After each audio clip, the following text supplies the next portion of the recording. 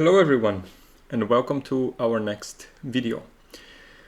So, in the previous video we created a basic sign-up router, we created a basic post request, and we have made a test that passes if the user provides no email, right? So the goal is we are writing our test for email validation. We want to return a422 if the email is not valid.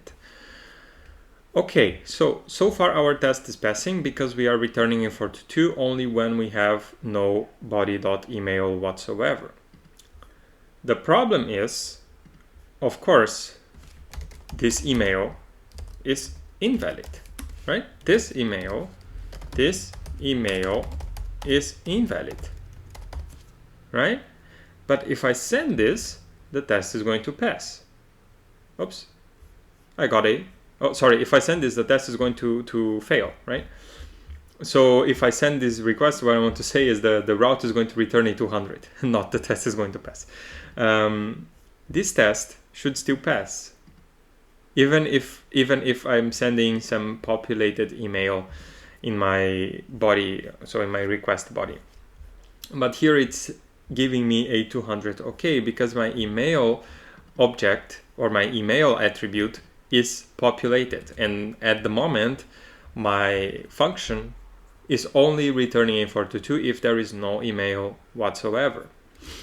Now I would have to have something like this: if not is email rec.body.email, then I also want to send a422, or to be more precise, if no rec.body.email or not is email rec.body.email, then I want to send a422, right?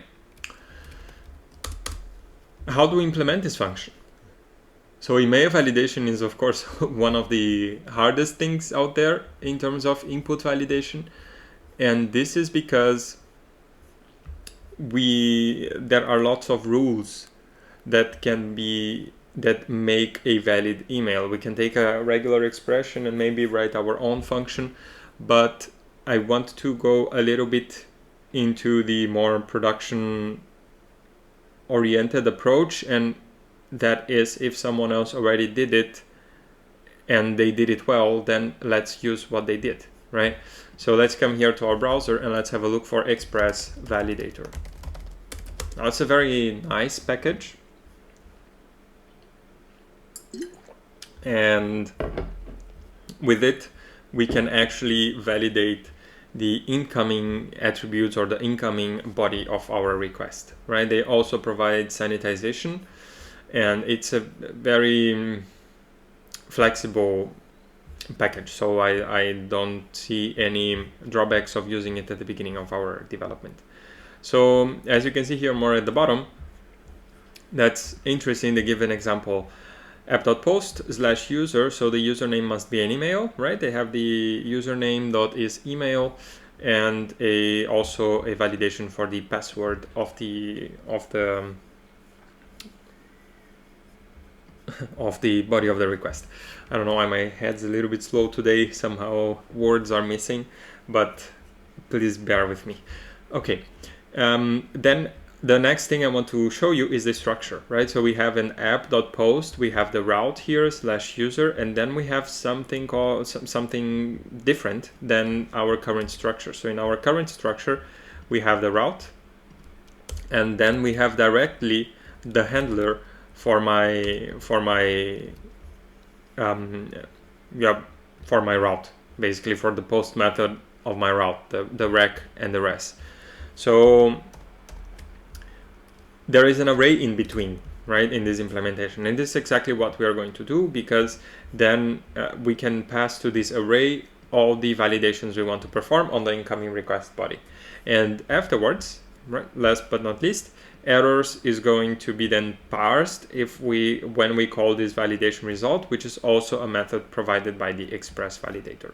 Okay, so I think this should be enough for us to make our code pass. And that's our goal, to make our code pass.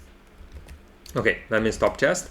npm install express-validator. I'm not sure if the types are already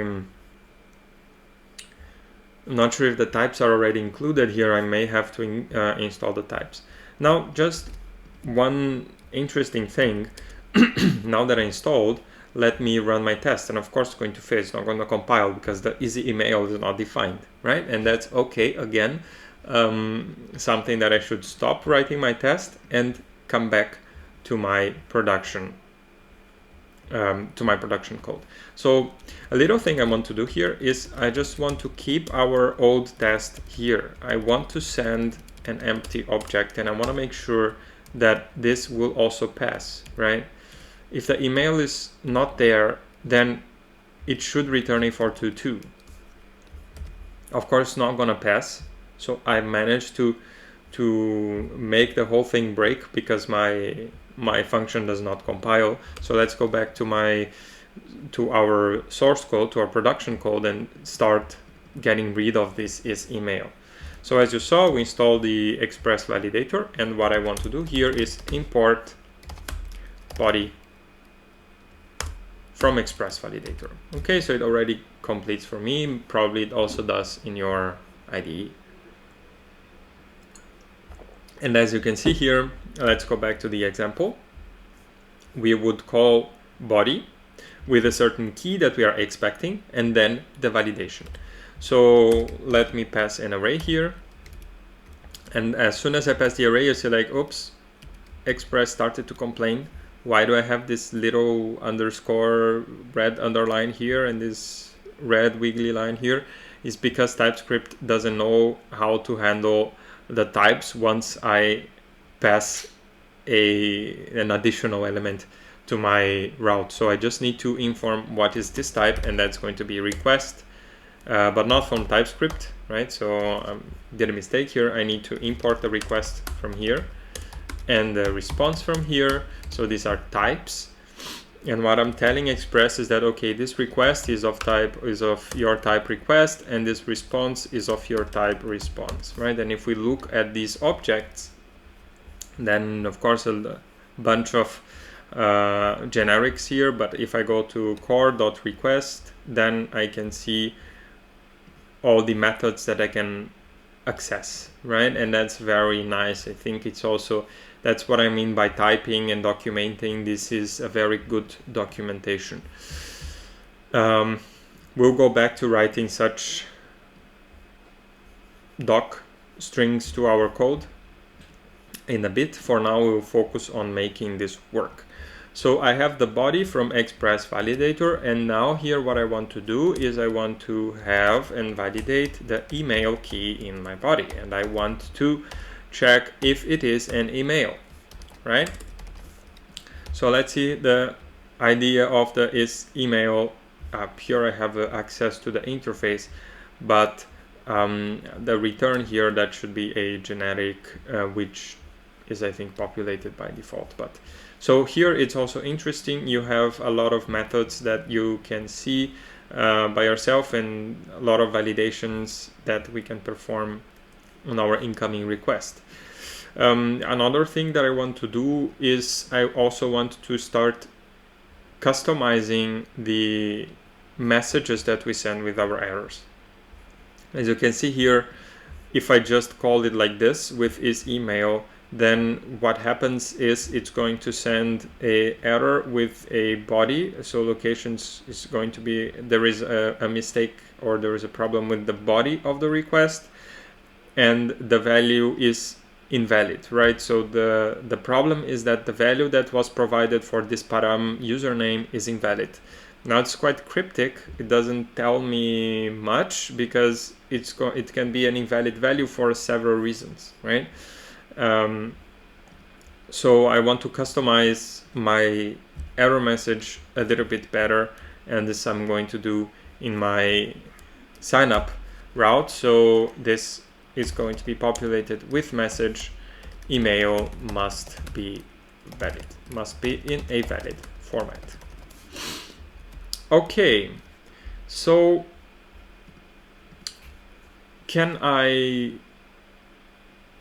will my test already pass? No, of course not, because I still have this is email which is not defined. So let's go back to our documentation, and as you can see, how do we access the errors from the validation, from the express validator middleware?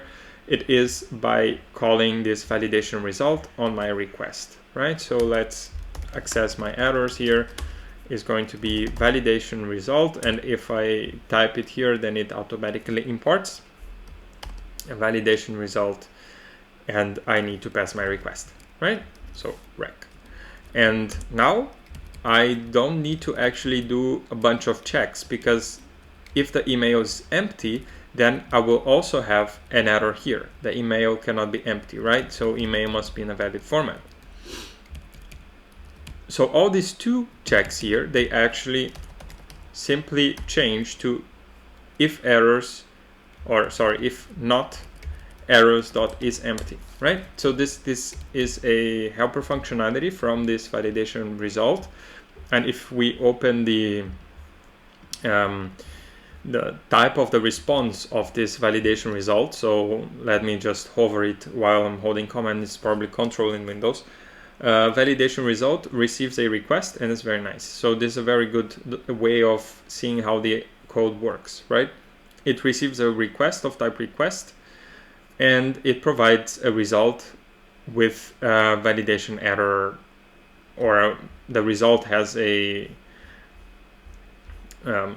generic, right? So there can be different types of results for my validation, but here in this case, it's passing with the validation error.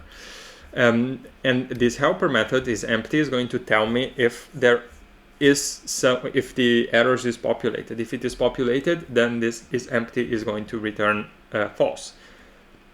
If there are no errors whatsoever, the is empty is going to return true, right? Okay, if not errors.isEmpty, then I'm going to return 42. Otherwise, I'm going to just send back the body. Now this should make our tests pass. I don't have compilation problems anymore. And it should handle both our empty body and our body with an invalid email, right? Let's see. And as expected, our test passes. Okay, so should return 42 if the email is not valid, right? So I'll just make this invalid email like this, and I can add maybe another test. So, okay, this is another comment I want to make. Of course, I would expect the body.isEmail.withMessage to perform or to work, right? I'm relying that this isEmail function works, meaning that for whatever invalid email I provide, it's gonna identify that that's an invalid email. So it doesn't make sense for me to start writing tests here. Maybe I can write one additional test, but this test is not gonna make my code fail, because @test.com is already tested by the platform, or the scope of my test is not to test if the isEmail validation works correctly. I am trusting that their implementation is solid. If I want to test, if I want to check if their implementation works, then I should go to their source code, because if it doesn't work, it doesn't matter for me, because I cannot change it, right? I cannot change the code except if I go and I create a pull request to their implementation. But this package is very well established, so it's widely used, and we can rest assured that it works as well as we could have made it work. Okay, so like if we were to implement our own isEmail validator, it would not be better than their email validator.